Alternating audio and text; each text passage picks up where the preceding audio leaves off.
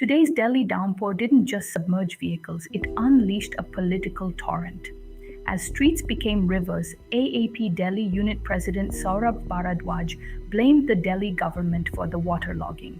He highlighted ignored court orders to clean drains, sarcastically quipping, "Gaye bhans pani mein, hamari kar bhi pani mein hai." Even his own car was swallowed by the urban flood.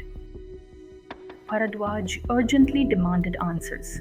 After crores spent and court ordered audits, why are Delhi's main roads still drowning? He accused the administration of hiding corruption by withholding crucial desilting reports, hinting at a scandal deeper than the floodwaters. While leaders traded blame, accountability seemed to vanish as quickly as the receding rain. Is Delhi truly cursed by the monsoon, or are its devastating floods entirely man made?